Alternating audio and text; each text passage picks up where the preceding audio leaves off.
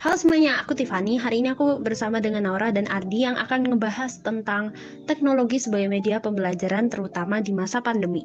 Mengurangi penyebaran COVID-19, pemerintah menghimbau supaya tetap di rumah. Tentu saja kita perlu mengganti kebiasaan kita menjadi kebiasaan baru. Salah satunya pembelajaran. Nah bener Nau, dari yang biasa kita pembelajaran tatap muka kan jadi online sekarang.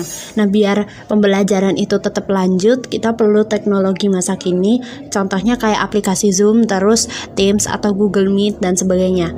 Nah tapi kadang kan kalau kita belajar online itu kan membosankan ya. Jadi solusinya kita bisa memakai media sosial itu untuk mencari ilmu biar nggak bosen. Dulu teknologi belum secanggih ini, tapi pendiri kita bisa mendirikan organisasi-organisasi, ya kan? Iya, ada organisasi Budi Utomo, NU, Pergerakan Wanita, Muhammadiyah, dan lainnya. Nah, dulu aja teknologi belum seberapa, tapi para pejuang kita itu bisa mengembangkan organisasi-organisasi tersebut. Nah, dahulu teknologi belum memadai, komunikasi juga terbatas. Tapi keterbatasan itu mampu mengkoordinir sehingga memunculkan organisasi. Nah, maka dari itu kita harus bijak menggunakan teknologi. Kita harus pakai untuk hal positif. Nah, benar. Kalau kita menggunakan teknologi untuk hal yang negatif, apa kita nggak malu ya dengan para pejuang yang menggunakan teknologi seadanya? Betul itu, jadi kita harus menggunakan teknologi sebaik-baiknya ya. Contohnya, kita juga bisa menambah ilmu mengenai strategi pemasaran di media sosial. Benar, contohnya produk pot dari botol bekas. Dengan produk tersebut, kita dapat promosikan di media sosial seperti Instagram, TikTok, Twitter, dan masih banyak lagi. Agar dapat menjangkau lebih banyak orang sehingga produk kita bisa dikenal lebih luas. Selain promosikan produk, kita dapat bisa sekaligus mempromosikan budaya dengan sosial media. Jika belum mengerti, kita juga bisa lewat Google loh. Contohnya, kita bisa belajar dari website. Di website ini kita bisa belajar berbagai aksara. Salah satunya aksara murda.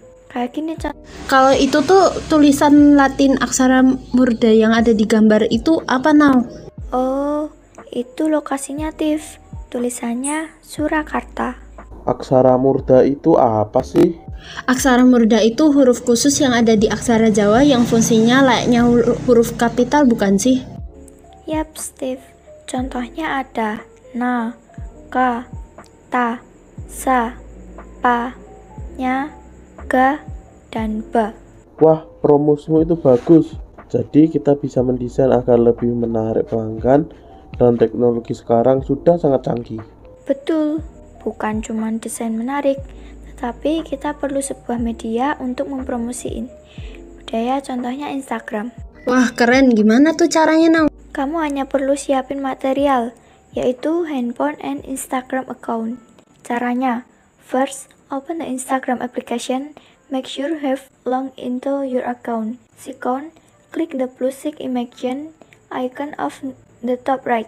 Then several types of posts that can be made will appear. Third, select the photo to upload. Fourth, press the arrow. The Instagram will give you an edit option. 5. Press the arrow, then you finish editing. You can edit a location or caption. 6. If you have finished editing the complete, then press the check mark of the top right. If the post ring complete, it will appear on the homepage. Jadi gitu caranya. Gampang juga ya, teknologi zaman sekarang semakin canggih ya. Promosi aja bisa lewat mana-mana, dan kita dapat belajar di mana-mana. Nah bener tuh, contohnya kemarin, kan aku nggak ngerti tentang materi literasi asam bahasa sama sekali. Terus aku cari ke YouTube, Google kayak gitu. Nah itu di situ ada banyak banget webnya yang ngebahas tentang literasi asam basa. Memang literasi asam basa itu bagaimana? Literasi asam basa itu prosedur untuk menentukan konsentrasi atau kadar suatu zat yang nggak diketahui dengan menggunakan zat yang telah diketahui kadarnya. Nah contohnya itu penentuan kadar atau konsentrasi larutan CH3COOH atau asam cuka. Nah seperti yang kita ketahui itu kalau CH3 COOH itu kan asam lemak kan ya. Nah, terus kalau dicampur sama NaOH yang kadarnya udah diketahui misalnya 0,2 m, setelah itu kita bisa nentuin tuh kadar larutan asam cukanya dengan membandingkan mol atau koefisien reaksi netralnya. Terus titrasi itu dilakukan sehingga mencapai titik ekuivalen pada saat asam dan basa habis bereaksi secara stoikiometri. Tandanya ada warna indikatornya itu berubah. Jadi kalau udah berubah ya titrasi dihentikan gitu. Oh, berarti salah satu penerapan titrasi itu cuka makanan ya? Bener banget nih, cuka makanan itu kan mengandung asam asetat, dan produk cuka itu kan konsentrasinya satu dengan yang lain tuh beda-beda kan ya. Jadi penentuannya itu menggunakan titrasi. Itu sih yang ku temuin dari Google. Iya, banyak banget yang bisa kita temui di Google. Contohnya dalam penanggulangan bencana maupun sebelum bencana terjadi. Ada yang tahu? Contohnya bencana tsunami di Aceh tanggal 26 Desember 2004 dan Sulawesi pada tanggal 28 September 2018. Saat itu semua jaringan terputus. Namun relawan tidak pantang menyerah untuk mengoptimalkan internet sebagai jalur komunikasi, iya kan? Ya benar, melalui blog, website, email, chat. Contohnya jaringan telepon lokal, SLI, LJI, dan lain sebagainya. Pemanfaatan internet ini mereka lakukan. Ada juga teknologi deteksi bencana, contohnya BMKG, untuk melaksanakan tugas pemerintahan di bidang meteorologi, klimatologi, kualitas udara, dan geofisika, sesuai dengan ketentuan perundang-undangan yang berlaku. DECT, untuk telekomunikasi dengan telepon nirkabel jarak dekat. Inatives, untuk pemantauan dan pengolahan data. Parameter gempa bumi yang menjadi data utama untuk menghasilkan peringatan dini, tsunami, dan masih banyak lagi. Itu bisa digunain buat apa aja sih dalam penanggulangan bencana alamnya? Nah, bantuan dari dalam maupun luar negeri dapat tersalurkan dengan cepat. Untuk bencana juga dari teknologi deteksinya kita bisa tahu bagaimana keadaan sebelum terjadi bencana gitu. Selain itu, apa ada untuk mitigasi bencana tsunami? Ada dong, misalnya mengetahui cara evakuasi mandiri, memahami status peringatan dini, mengembangkan sistem pemantau agar selalu siap menghadapi bencana. Nah, betul itu. Nah, ngomong-ngomong soal teknologi nih ya, kan tahu nggak sih kalau pas menyiarkan berita gitu kan butuh signal. Nah, ponsel yang kamu gunakan sekarang ini termaksud gelombang stasioner loh, tepatnya gelombang radio nih. Jadi pada pemancar sinyal radio, gelombang akan dikirim melalui stasiun pemancar lain sehingga ada pantulan dan superposisi gelombang. Jadi pemancar radio ini menggunakan gelombang stasioner. Gelombang stasioner itu perpaduan dua gelombang yang punya frekuensi dan amplitudo sama besar tapi merambat ke arah berlawanan ya. Betul, ada lagi nih, yaitu gelombang berjalan. Nah, gelombang berjalan ini gelombang yang memiliki amplitudo tetap. Contohnya kayak batu yang dilempar ke air. Ada contoh lain gelombang stasioner nggak? Di sini ada yang suka main gitar nggak? Ketika kalian main gitar, pasti kalian sering mendengar suara dari dawainya kan? Nah, suara tersebut itu dihasilkan dari getaran ketika senarnya itu dipetik. Nah, kalau gelombangnya sudah nyampe di ujung dawai yang terikat, nanti akan balik lagi gitu.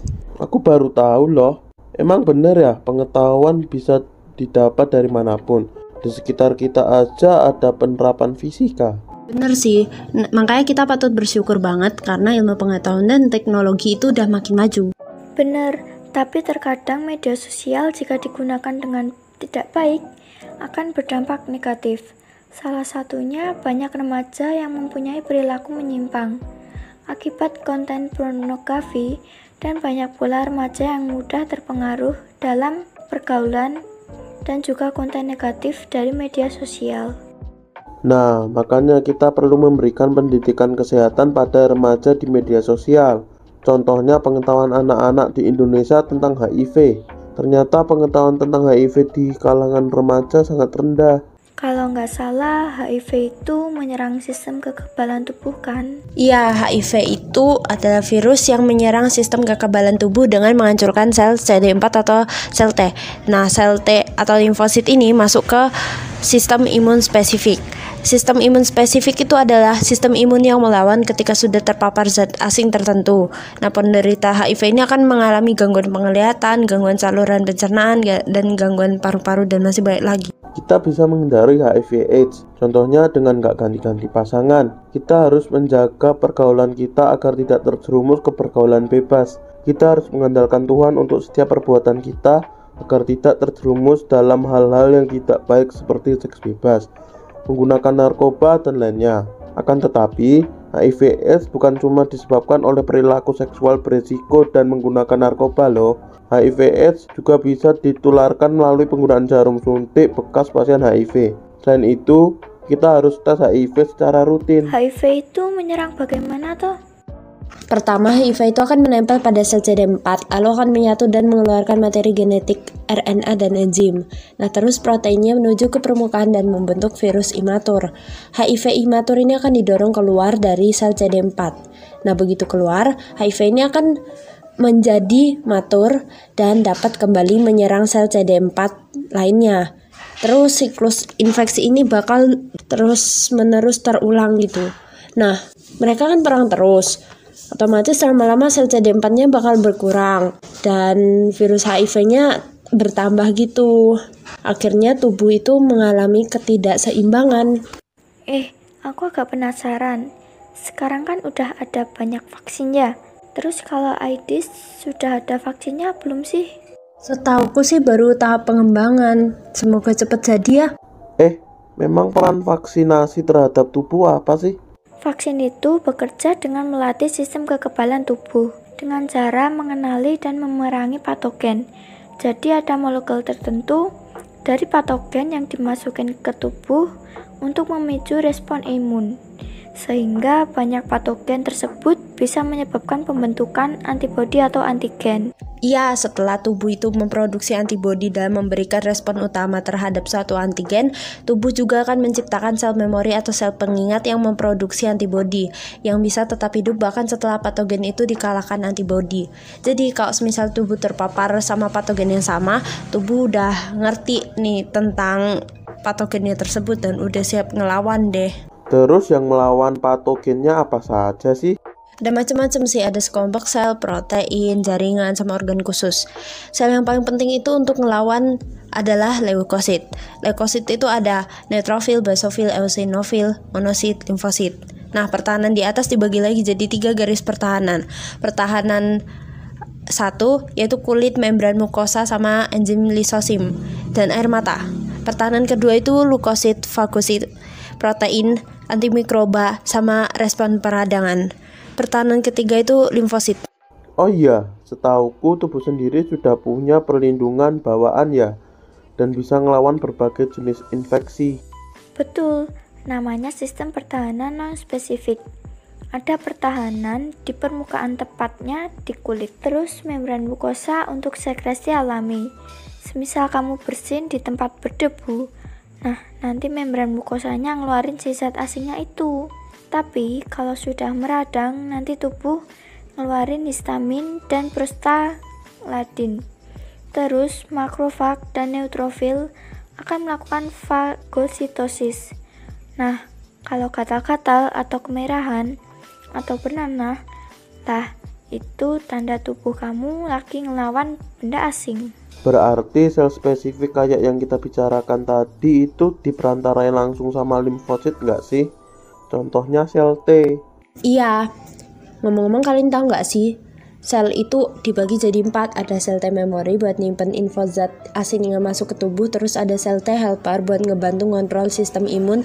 Ada juga sel T killer buat nyerang patogen. Dan ada juga sel T suppressor untuk ngehentiin sel respon imun. Seingatku sel respon imun itu ada 2, yaitu aktif dan pasif. Aktif itu respon kekebalan tubuh pas antigen tertentu masuk ke tubuh. Terus kalau pasif itu respon kekebalan tubuh kalau antigennya masuk kedua kalinya. Iya benar. Walah, gitu toh. Wah, sudah selesai nih sharing-sharing kita mengenai peran teknologi dalam pendidikan di era globalisasi ini. Mari manfaatkan teknologi yang semakin berkembang ini secara baik dan benar. Sekian dan terima kasih sudah mendengarkan podcast dari kelompok 12.